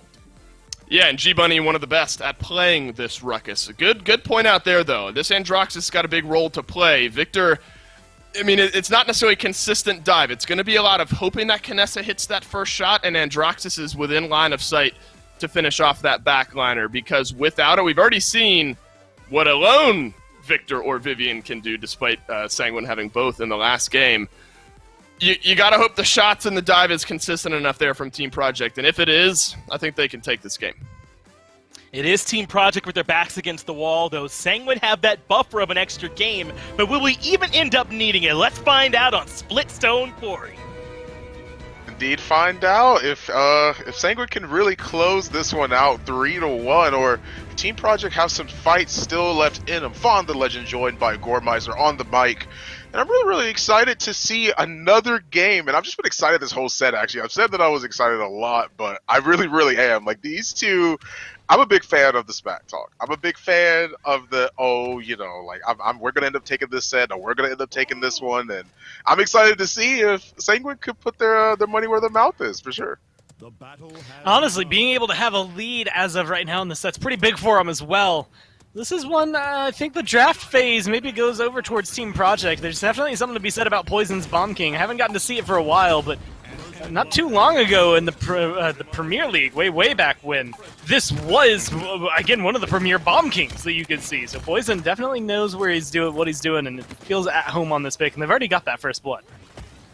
Yeah, good first blood from Cool up on the high ground. Manages to get that first blood for his team as the point percentage still steadily rises with the triple DPS. You have the Genos being available as well, that Luminary buff being so strong, and it can be put to work in a lot of different situations, especially when that Victor hero goes down next. Perfect, I mentioned his name, and here he is, killing another individual. The grenade gets tossed out, and Cool finds another on the Victor, a triple kill for the Victor. 57% for Sanguine, and a good zone. I mean, that's just, you put Cool on one of his best champions. I don't know what else to tell you. That's pretty much what I expect to see out of him when he's on here. Honestly, just nothing less than excellence coming down from Sanguine. And this is going to be a weird way to describe it, but, Victor throws out his nade. Depending on how you want to look at it, that's an extra, sticky bomb that Bomb King has, maybe an extra little bit of damage for him, or vice versa, a little bit of damage that this Victor's going to be able to use in tandem with that Bomb King to just seal the deal. And since it's all explosive damage, you group up in a narrow corridor like that, and you're going to keep seeing kill feeds that look like this, where it's 2 blue, maybe 3 blue, 4 blue sometimes, on the right-hand side, and the receiving end of those kills. Or Sanguine, I mean, this is off to a good start, let alone getting that point fight 100-0, I believe. Also now being able to get off and around this first corner, which is very difficult to break. Exactly, the King Bomb gets pushed right into an Earthen Guard from the Inara, so it doesn't get stunned and tanks most of the damage that could have been used on squishier targets. Shadow flanked around and now is providing the reversal, but he actually gets out-healed thanks to the Genos as well. That Mark keeping him up and alive along with the lifesteal that he's got on those iron sights. My goodness, Cool wins that 1v1 against Shadow, and that's another individual down. Tosses out the grenade, no Mark being found. But that Grover is extremely low. Cuz goes down next, goes for the overpower. Maybe a little bit too overzealous, but still, the cart's rolling right on through. And they're going to be able to get around this last corner. They have a minute left to try and move it, 10, 15 feet to get the conversion rate. And now both tanks are available for Project. That's going to be a big Hexafire, at least it could be. He finds a couple of kills, gets rid of Cool, which I would say is target number 1 here. Maybe they're going to end up trading out too much. A lot of low health bars, at least there for the Ruckus. Sanguine aren't able to capitalize on it. Yeah, already at least a kill apiece puts them at a good advantage on the side of Team Project, and by advantage I mean the fact that they're actually able to fight back against Sanguine and put up the stop sign and be like, whoa guys, you can't just keep rolling this cart right on through with very, very little contesting happening from Team Project. The gas pedal, like I said, foot still on it and still rolling right on through. Cool gets that kill on the Shadow, which that's actually pretty big, especially when that card is rounding this corner. Good damage onto the Kinessa means that they have to be a lot more careful with how they're going to choose to take this fight. Cool goes down, but so does G-Bunny. That's traded out 1 for 1. Recovery goes up. Bulk up is there through time and space. Gets utilized, but no mark is found so far as the contesting is there. There's no more timer. The Blossom is up. and the overtime timer is now a factor. They're forced off of the point, and as everything is getting down to the wire, the game ends up getting paused. We'll be right back into it in a little bit, but still, the fact that they've been able to roll this cart forward, very, very little contesting happening from Team Project, that means that this composition, they may just be outdrafted. I have no idea. That's what it's looking like to me right now. Hey, and now the Whirlwind's gone, right? You don't have that full reset Right. from the Grover that's going to be able to come through and keep everyone healed up. It was just used, and they're still in a position from Sanguine to jump back on and keep that overtime going. So even though things maybe start looking up in Project's way at the end here, I think Sanguine still has a chance to maybe clamp back down, try to turn this into a 2-0. But even if it goes 1-1, I mean, look at how defensive Project has had to play the entire game. They've never been able to be the ones dictating the pace of the game. They haven't been able to control the flow of the fight. A lot of it has realistically been going in favor of Sanguine. And unfortunately, they weren't able to get that touchback, so it does end up going 1-1, but I think it is worth mentioning how much they have to use to find that defense. I mean, you had to use your Hexafire, you had to use your Whirlwind too late that you couldn't recharge them. So much defense play that's solid there for Team Project, but you can't win through defense. You have to be able to turn it around, and right now that looks like dealing with Cool more than anything. Yeah, as the fight was winding down, you saw a bunch of low health bars on the side of Sanguine, so can't be too surprised to say that the score is now at 1-1, but of course this is a new round, and we'll have to see if Team Project have learned anything from their sort of backpedaling sort of game plan, quote unquote. I'm going to use air quotes in terms of game plan because nobody wants to be on the defensive the entire time. But let's see if they can change things up, and that's a good start. But the overpower straight through a couple members is going to be enough. Rock Monkey getting taken down. That Kinessa's no longer there. Gets a commander's grab as well, and that's pretty huge. G-Bunny's looking really, really low. The battle shell gets utilized, and Shadow goes down. But Wadu's the only member on the side of Sanguine that has went down due to this engagement. Poison finds another individual. Hero is gone, and now you got point control. Buck Wild in the back line, but a little bit too overzealous, my friend. Rock Monkey's going to put a stamp on that. I love the minute you here's the windup, you also hear the headhunter get popped, and Rock Monkey just very much emphatically says, none of that, please. Make sure to shut him down early on. And that changes the pace of this a little bit. I think if Buck is able to just go kind of free there, then he has no worries. They get super aggressive in there in control. Now, they're having to worry about Shadow.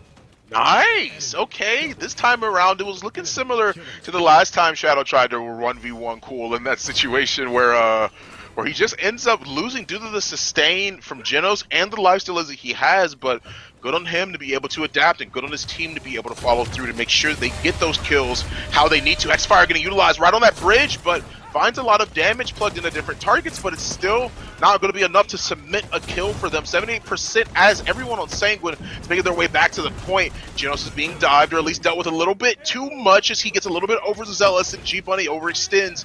He ends up getting killed in that situation with the shield up from Khan. It's already looking pretty low, but Poison's just sitting pretty this whole time. Khan was low so long, and they didn't get that kill on him. Looking to try and throw some Hail Marys there as well, just for Poison, making sure to get those bombs as deep as he possibly can. And they stole that one at 93. They have 2 tanks available. Ruckus, he's tanky enough, maybe not the tankiest of all of the champions, but he's at least going to be able to buy time for his team to get back. Yeah, tries to use that barrage, but ends up getting killed almost instantly, and Hero just goes down. Look at how low the Bomb King is. Shadow and the rest of them are going to be able to follow up, but both Genos and Buck are on the point. They managed to get the kill on Rock Monkey, but Gogurt's still going to go down. Khan can't even get back to point. He does. He commander grabs directly onto it, uses his dash, no more mobility, but they're just going to be an easier target for them on the side of Team Project to be able to melt him and say that they captured another point, making the score 2-1. Yeah, once Khan goes down there, I like the call from the rest of Sanguine to be like, okay, you know what? You can have it. It's yours now. Go for it. Do whatever you want. See what you can do with this payload, because you just don't have the health bars at that point. The number advantage was in favor of Project. You're running in 1 by 1. I think they did almost enough on their side to try and pull that back, but Shadow just has a really good round that time. There's a couple of times where he comes up and finds a good couple of kills. Same thing can be said for Rock Monkey, where they find the breakaway. They find exactly what they need in order to turn that around for Project. And then it's sometimes just, hey, I picked off Bomb King on the side, or hey, I got a double kill onto the Buck and the Victor. Either way, it's put them in a good position. Unfortunately, it hasn't consistently stayed here onto the payload push. It's kind of stalled out, and minute and a half left to try and get it going again. 1 minute and 30 seconds remaining as the fights have been back and forth, but a good couple kills allows Team Project to make their way back to the payload. Now that they are there, they're going to be able to sort of put on what they're doing right now, which is lots and lots of aggression, making sure that Genos is zoned out, and now they're going to be able to look at G-Bunny. Now that he's overextended, Genos is able to make it back to spawn and heal himself up, meaning G-Bunny gets picked, and you saw right there, Gogurt providing a lot of damage to be able to make sure that they can cash out on that kill. A minute remaining, as no one has really made any ground through time and space to hit Rock Monkey. Just walks right into it because he was already being hit by different targets. Sometimes you can't make it out of those situations, and the damage is still coming through on the side of Sanguine. That is very, very big for them, especially as they are now able to regain control and the zone that they had the moments later. I mean, with 40 seconds left, Sanguine are in a good position. I mean, dismounts, whether or not they're able to make it through, it's going to be great. But Shadow snuck around them. If no one's looking, he's going to be able to backdoor this. It's a long way to go. And they're going to notice at least when it hits overtime, especially with Gogurt getting killed off there. Respawns mean they'll be back. But look how much progress he's made. Yeah, he's made a lot of progress. Shadow just making sure that the cart is being pushed, and they do recognize that he is back there, so they're going to be able to make sure that they can peel back and fight for that, and they do. But at the same time, you made a good point, Gore. Look how far the cart is up right now, especially when they're trying to make their way back, and no ground has really been made on Inara. Rock Monkey living with a sliver of his health after being doved on by Gogurt. Waru goes down soon after that.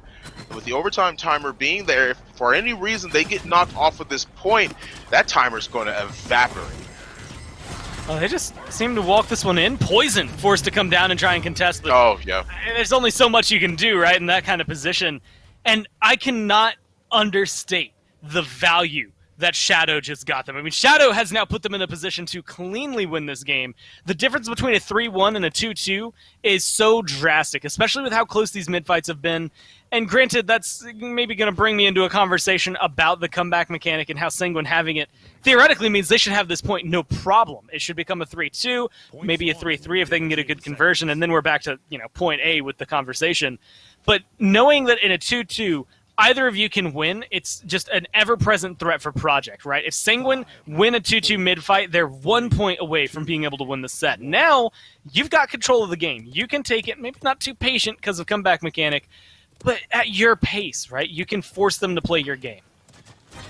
Right, exactly. With Io being out of the equation, that means that it's a lot more open for different situations to make sure that you can take that time to get to point just how you want. Hexfire gets utilized instead of the barrage, but Gogurt's going to find the opening kill directly on the shadow. This might be what they were looking for, as G-Bunny has to dash down under and still gets taken out by Cool. Overpower is there, but Wall's up. Very good peel from him. Doesn't know where to look, but at the same time, they're getting just surrounded by the boys on Sanguine. 2% is up and available through time and space, gets utilized.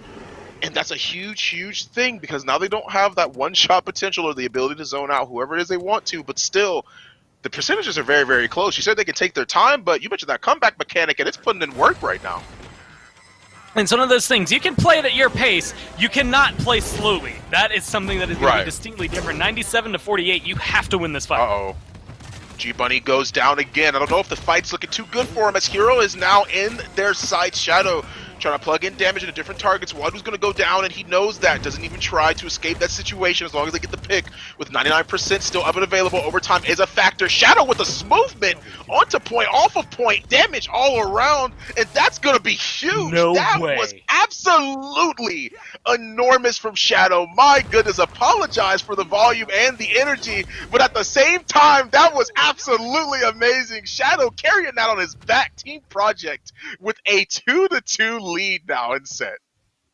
I mean, just that Shadow done. That's the sentence. That's the whole game. That's the point. And so many moments in that. You look at round 2, you look at that final round, it is Shadow that is the reason they are able to find that victory. It's him getting double kills and setting up Rock Monkey. It's him who just flows around the map there at the very end in a fluid motion that you don't really get to see that often in any flank, realistically. So it's very solid from him. I give him almost all of the weight in making that work. And then a little bit to Cusp for keeping him alive. Ooh, I genuinely just got chills and everything, man. That was really sick to be able to watch that, but I'm going to go ahead and pass it back to the desk to get their thoughts. Thanks, Fawn. How could this end any other way here on Saturday, day 2 of the summer finals, than with a Game 5 in the upper bracket finals? So it's not going to be over for whichever one of these teams ends up losing, Dolson. They'll drop down to the lower bracket and fight D69. But wouldn't you rather the easier path, heading right to the grand finals and waiting for the other team? But before I get too far ahead of myself, we just had a sick game here on Splitstone Quarry. What was it that Team Project did so well that turned things around?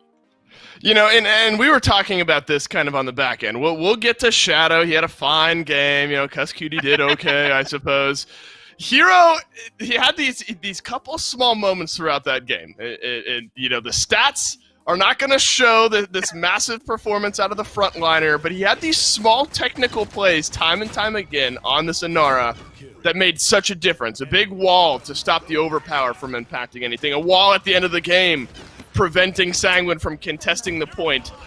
You know, it's not going to show on the stat screen. This right here, it's perfect. You know, yeah, Cuss Cutie gets the kill, but it's Hero there on the left that saves the day. All right, that's my spiel on Hero. But Cuss Cutie had himself a game and a half. High damage on this Grover, I think, is always just a little extra icing on the cake. Some whirlwinds helped save the life of his teammates a few times. And then Shadow, a sneaky good game. He did die 11 times, but he affected 21, of those kills.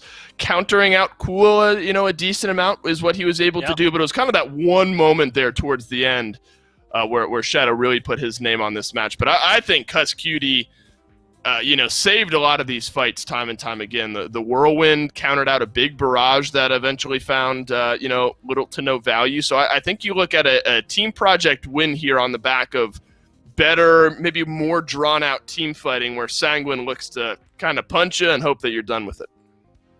That is what they'd like, but it really did not pan out for them in this game. And you talked a little bit about it. I mean, Shadow did have an excellent game here on this end, Roxas, but Sanguine started this map out on Splitstone actually looking pretty good. I was kind of getting ready for maybe a Sanguine to roll right on through, but I think this is what Team Project does that's given Sanguine some fits here, is that they do have these adjustments. They do like to take these more long drawn-out team fights, and that isn't quite what Sanguine would prefer. So Splitstone Quarry now in the book. That is in favor of Team Project. We will go to Ascension Peak for our final map, and I said at the beginning that maybe some of these more traditional bands like the Bright Marsh or some of those other ones being taken away like Frog Isle, that might end up mattering. Right. Well, here we are on this big wide open Ascension Peak to end things here with that big open point fight. I think that might slightly favor the way that Team Project like to take these battles, but which way do you see it leaning here as we come into this last map? I think it could. I think I agree with you. I mean, a lot is viable here on Ascension Peak. The long sight lines, of course, caters to the Victors that we see, the Vivians that we sometimes see, the Kinessas, the Strixes making a big difference. Rock Monkey, kind of an unsung hero, hadn't mentioned his name much.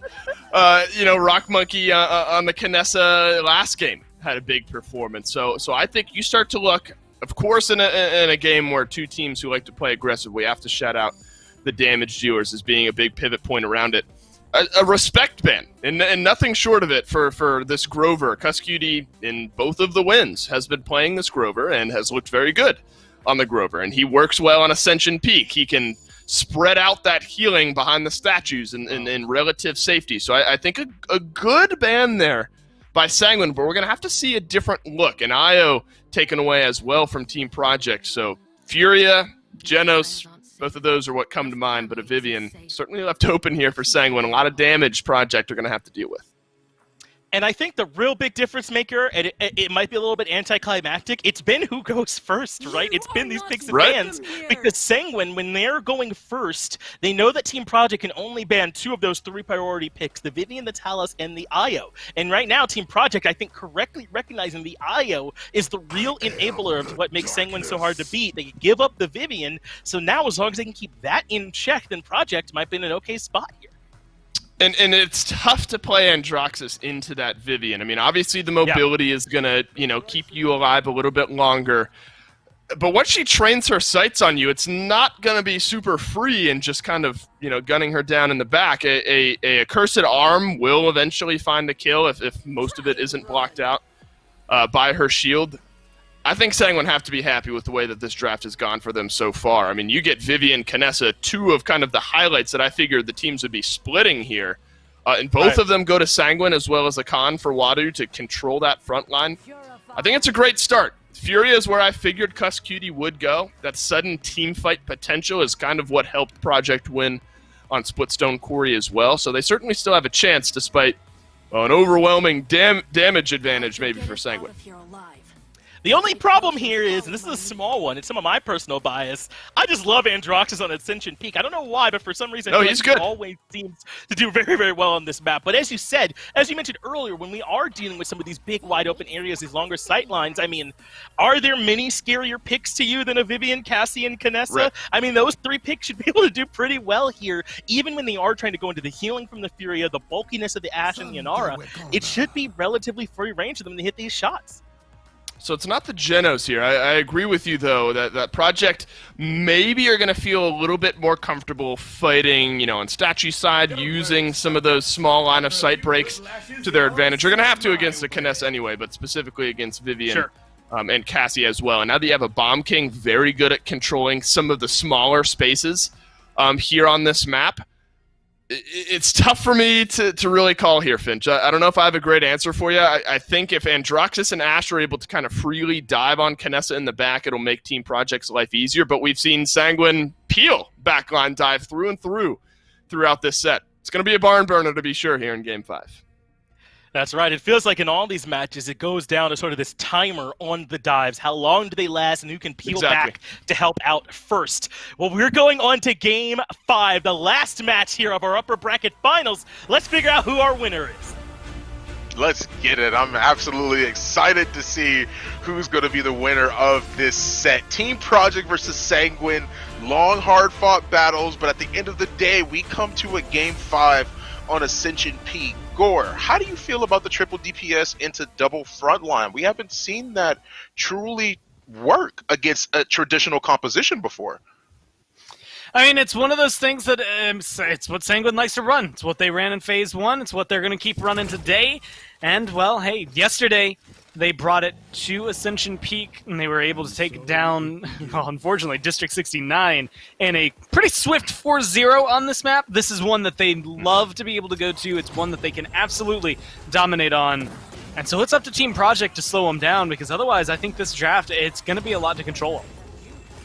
Right, exactly. G-Bunny's already looking pretty low up on that high ground, but they're giving them the respect and the space that they want to on the side of Sanguine. Everyone's pretty much grouping up, but a good first blood from Cool is going to find that pick directly onto the support. Now that that is out of the way, you got to deal with something else. You got to deal with the Kinessa free-firing Wadu Gogurt and Wadu again. Cool! Popping off, finding more damage onto the boys at Team Project. The game's already started, and we're having this back and forth, but they sweep that one right out from under them. Now, let's face it, those kills go all around on Sanguine, but I think, granted, everyone probably has their hand in each one, but who has more of a hand in every single one than Cool there, right? I mean, that was just a good sequence from Kinessa, and that's the one thing that I think they're bringing that most other Kinessa players just straight up don't. You're sitting back if you're Rock Monkey. Honestly, you're sitting back if you're 90% of Kinessa players because you're supposed to be scoped. That's how you play, right? Cool doesn't seem to care. He didn't get the memo, and it's not going to stop him from playing the way he wants to. Getting that aggressive as Kinessa, I would say, is an 80-20 split. 80% of the time you do that, you are going to die. 20% of the time, you're Cool Matt there, and you make the big difference for your team. Oh my goodness.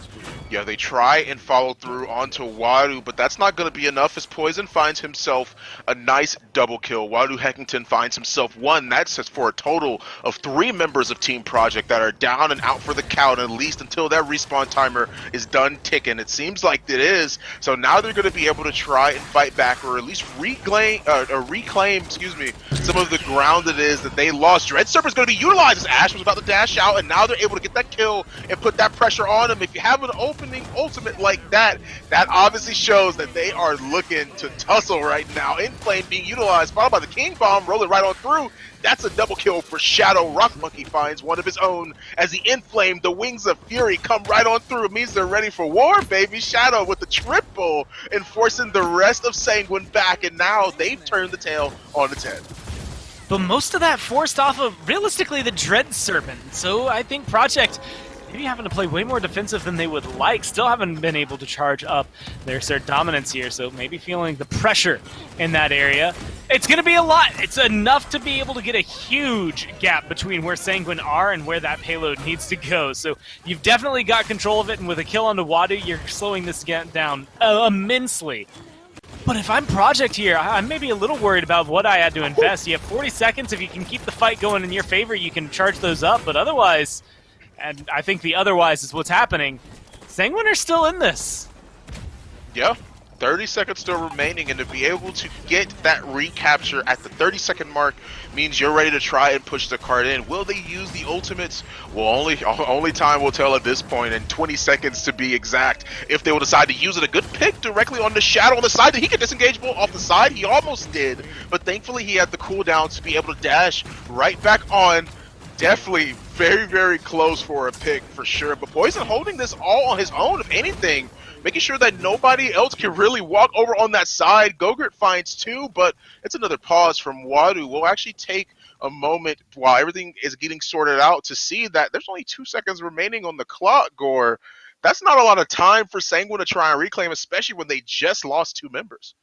It's going to go into overtime, and it's going to rely very heavily on, well, none other than Wadu to make sure that things continue out the way they are. If he goes down, I'm pretty sure the entire push dies with him. But honestly, you're looking at the fact that he still has his ult. If you really need to convert this into a 2-0, which, let's be honest, you don't have to. You can play it a little slower than that. But if you really want that 2-0, he could just throw that Inara right on out of there and make sure he has plenty of room. I think that's going to be something they have to play carefully with, because having this ult available, I feel like, at least for me, it starts to open up that decision of I could just get this kill now. I could just get this kill now. Like, you're more willing to maybe use it. I think the call from them right now, holding onto it as long as they have, has kept them afloat, has kept them alive in this. And now they're starting to move forward into territory that it's not end-all be-all. A 2-0 even on this map isn't end-all be-all. But with how dominant around these mid-fights, both actually during the game and then a little bit thereafter when they had to reclaim, it's been very big for Sanguine. Yeah, with the overtime already ticking down now, you see that already the Inara is extremely low and gets picked off as the card is continually rolling in. Ashe made her way back to point, but the commander's grab goes out, and they find that stun thanks to the Pyre Strike, but a triple kill from Poison gets the last hits and makes sure they can roll this card in, no problem. Now, honestly, I think Resilience is going to maybe even be the name of the game. G-Bunny, I've said this countless times about Team Project. G-Bunny has a great game. This team will no doubt win. But he's 0-6-0 right now. That is pretty far from a great game. Needs to turn it around heavily and starting at the beginning of this round. It can't be a retake. It can't be something that happens at 3-0 potential. Like, you need it to start now in order for the comfort to start taking place. Heroes 0-4. A lot of it is coming down from the fact that Wadu just grabs them, locks them down. That's where that resilience is coming in. Hero doesn't have enough credits for it. G-Bunny can only get tier 1. They're going to get stunned. They're going to get isolated. They are going to end up falling at least a few times throughout all this. And Wadu still has that ult, which is going to be another free pick. Exactly. They're going to use the Inflame to try and start things off with, but the Dread Serpent and the CC lock directly onto G-Bunny makes it hard for them to respond, but a good zone and even better aggression off of the back of that Inflame. They're able to get a lot from that, and that's 3 kills worth of payload time, or at least point capture time, that you have available on your squad right now. Managing that kill cool all the way in the back line means that you have a lot more to worry about if you're on the side of Sanguine. You got to be careful with how it is that you approach this situation now, as the comeback mechanic is up and available. You got to be cognizant of that. It seems like they are stepped off a point for a little bit on the side of Team Project, but still, as the clock is winding down and as the percentage is going up, it's going to be hard for them to try and make it back to that point, especially when Wadu's already this low. And it's, taking a lot of damage as the tank. That comeback mechanic is going to be big. The Assert Dominance comes out. That's what Wadu's been waiting on for that ult, but he plucks Shadow instead. And I like this call. Kill off the Bomb King, but no, he doesn't have the health. He doesn't have the health at all. Bomb King goes down almost instantly, but wait a minute, that's a 2-2 already. They've traded out what they've wanted. Can Vivian make it back? She won't. Gogurt opts not to go for that contestation, which is very, very well played on his end and very well played on Team Project to have that presence of mind to go off of the back of that Inflame. Well done. In 2 minutes and 16 seconds available because they just captured the point. They got plenty of time to work with to try and roll this one through and tie it up 2-2. And they're about to have the combo that won them that point fight. You roll it back, what wins them that very initial engagement, and it is a seismic crash, a King Bomb, all empowered by an Inflame, which just came up here. And so maybe you spend a little bit of time sealing the deal and getting those ults back up for your Inara and your Bomb King. And all of a sudden, I think you're going to be right back into a zone of comfort for Team Project, potentially able to convert this into a 2-2. And that's where the question starts to float again. If you want to go back to having a 2-2, a tie, or if you realistically could utilize maybe the comeback mechanic again. A 3-1 for Sanguine is uncomfortable for Team Project, especially given the way the scores of this set have been. But I think Team Project definitely have some wiggle room to work with. A minute and 20 seconds remaining as everyone's back to where they were before. But this time, Sanguine, with their foot on the gas a little bit, they're the ones being the aggressor instead of getting aggressed on, if anything. And Wadu gets knocked back a little bit, but nice shots from Cool to be able to get that kill directly on the cuss. Hero goes down next, and now they're able to try and get a good zone going, especially when the bodies keep piling up. Thanks to that good old Vivian experience. Once again, right-click, left-click combo, 2 OP, if anything. 50 seconds still remaining on the clock, and now they've gotten the position that they want to be in. Wadu has to back up, being a little bit too far, but still, they've got plenty of time if you're Team Project to try and make things work. It's just going to be difficult, I think. Coordinated, you can touch that payload, no problem. It's realistically the time after that that's going to be the problem, right? Right. You have 30 seconds to get back to a payload that's a fourth of the way there. Easy peasy, you could just walk up to it. Getting up this hill in a wide open area, especially against a Vivian with her Sentinels out, that's going to be an issue. And with 20 seconds left, you're looking at a lot of this push still being in overtime. But they're getting aggressive, and with Wadu gone, they're going to be able to get even more so aggressive and open up this to potentially being a conversion still. Yeah, Cool in a good enough spot to try and plug damage on the different targets as it seems like Cuss is at least trying to force that on him, lower him a little bit so that way Rock Monkey can do what he just did and find that pick he was looking for. Commander's Grab goes out and gets that stun. Is now we're going to 1-for-1 trade, but the numbers are now varied as Cuz is able to get that kill directly on the Wadu. Now it's uneven as the card is still steadily trying to roll right on through. The overtime is there. The King Bomb rolls right out, and they're going to try and zone out anyone who might step on the point away from it, but he dashes in and it blows up, and Cool gets that kill on Hero. The overtime is done, and they actually managed to roll it in. Oh my goodness. That actually was so close. That was so well done for the Maldamba. It blew up at the exact moment where he still had that invulnerability on the Slither, but still they're able to convert it on the side of Team Project, dude. We love to see stuff like that. And just being able to bring it. Granted, they use King Bomb, one of the big factors of their last fight. They use the Inflame, one of the biggest factors of every fight that Team Project have been taking. And that's at 1%. It's not going to start charging back up until they are out of this base. So it's going to take a little while for Cuts to be able to have that back. Same thing here for Shadow. Seismic Crash is great. Assert Dominance, they're great ults. It's just, are they enough on their own here against Sanguine, who are missing Headhunter? If I'm Cool, I don't even care that I'm missing Headhunter. I'm hitting like a truck anyway. Right, exactly. And it's proven that he is hitting like a truck for sure. The Assert Dominance using the back line as well as the Seismic Crash. He ends up getting killed, and because of that, they no longer have that overpower there. Cool at least finds 2, which is already pretty huge, and the fact that Poison is still alive, same thing for Cool, means a lot, as 15% is only on the point. They can't really push back because they know that Cool's watching for it. It's sniped right behind the statue, Eagle Eye. Oh my goodness, manages to find that shot, and they get a pick on him. Now they're going to be able to reclaim control over that point.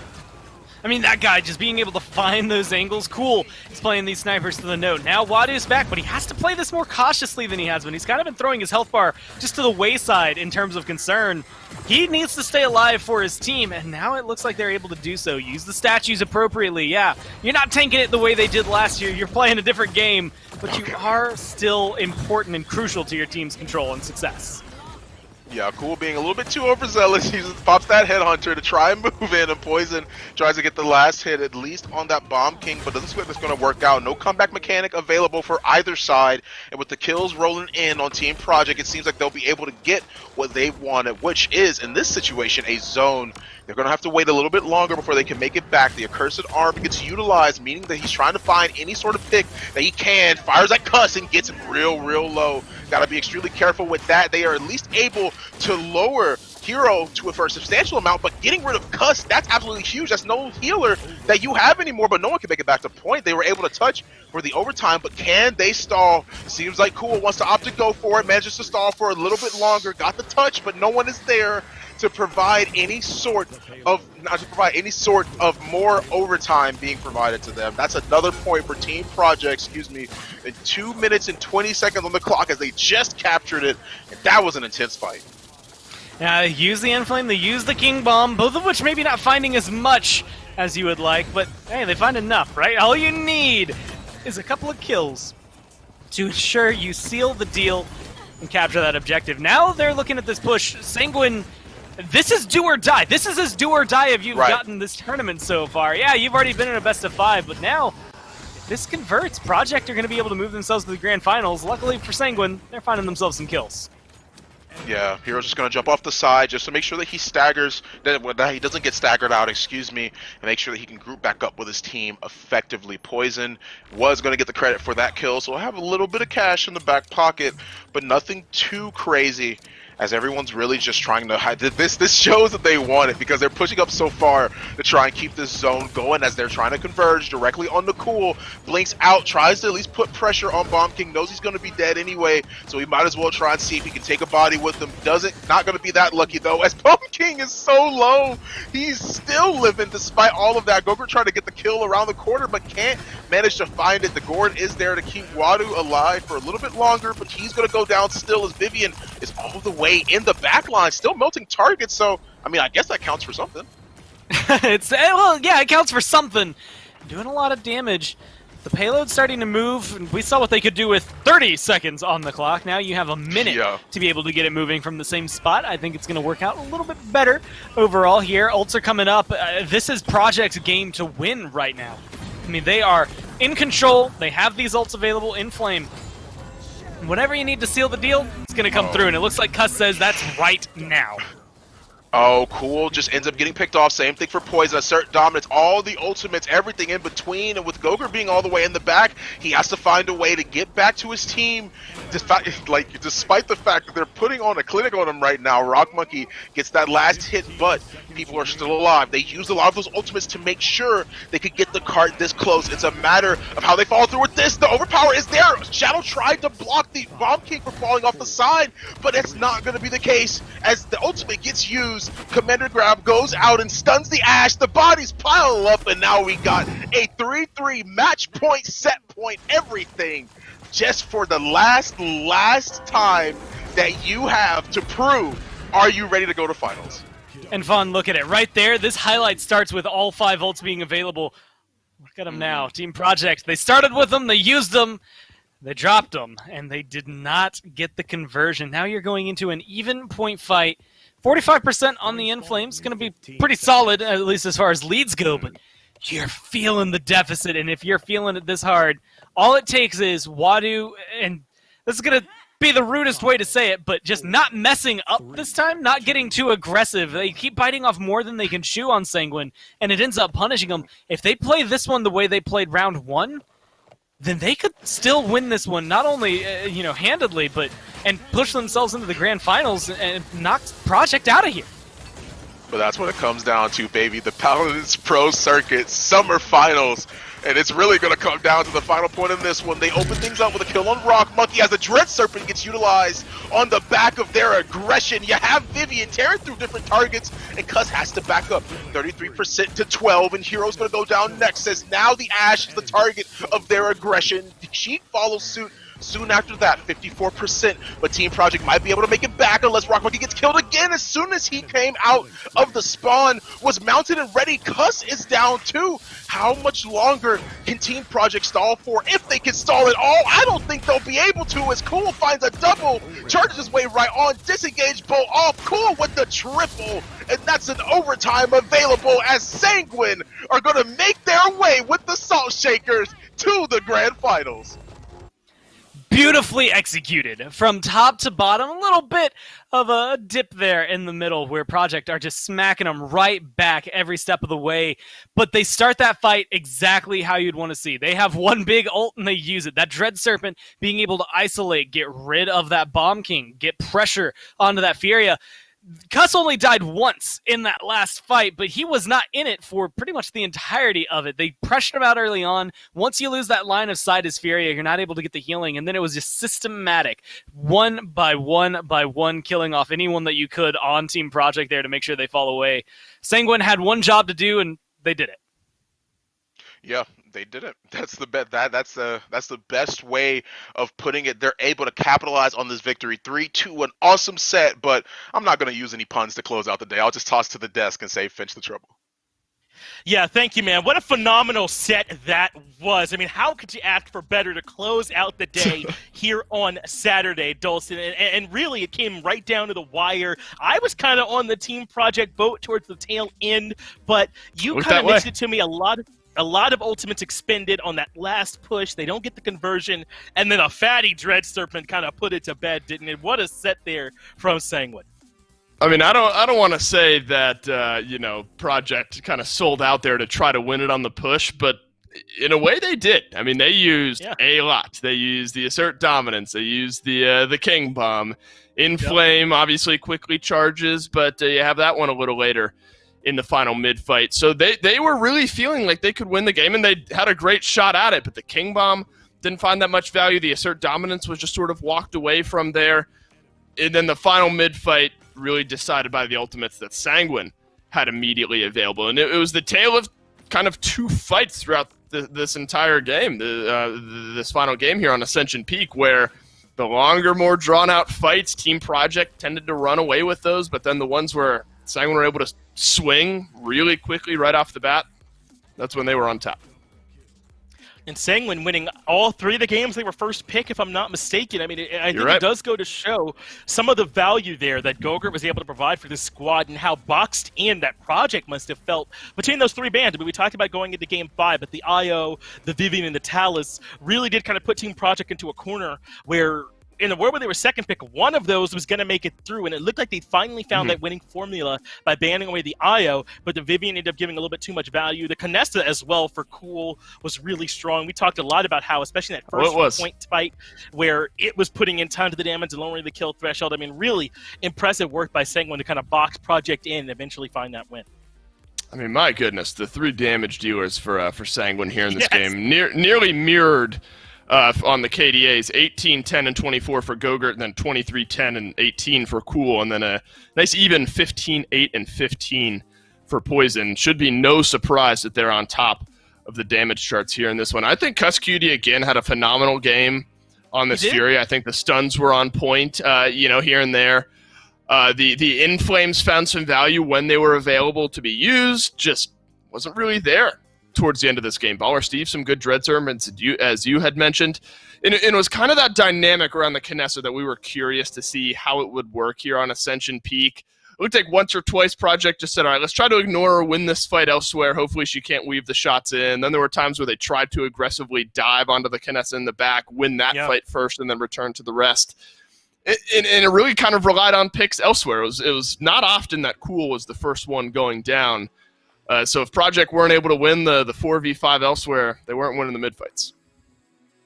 No, they weren't. And you could tell that Project knew they were going to be in for all that damage that you mentioned. All the damage dealers are saying went over 100K because their backlines are starting to stack up on those havens, kind of as you pointed out, to give them any extra bit of help they could get to try and stay alive there towards the end of the game. But in the end, it was not enough. But if you're a Team Project fan, you do not need to panic just yet. That was only their first loss of the tournament because they 6-0'd Carnage and Parallax earlier. So they'll drop down to the lower bracket. They'll face off up against District 69, who took Sanguine all the way to 5 games as well. So I expect that matchup to be very, very even, and whoever wins it is back up for a rematch up against Sanguine.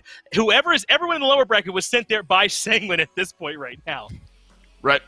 It's, Finch, I would not be surprised if we're in for a 10-game day tomorrow. Honestly, I could see both of these sets going all 5. And we already saw Sanguine take D69 to 5. Project, of course, just now 5 against Sanguine. So we're going to get to see the 2 losers go head-to-head. I think it really might just depend on who shows up on that given day. I don't think there's enough of a disparity between D69 and Project to say that one team really has the edge over the other one. These final 3 teams that are in this bracket, plug and play where you want. Couldn't tell you who's going to win the lower bracket finals and be facing Sanguine tomorrow afternoon. Well, a lot of pressure at D69, right? You don't want to let the grand finals be an all-in affair, I suppose, right? They got to find a way to bust that up. So that means that you have to find a way to make sure that you're here to watch tomorrow and see who gets represented. The grand finals and the lower bracket finals all happening tomorrow, so make sure you're back then, and we will see you for the action.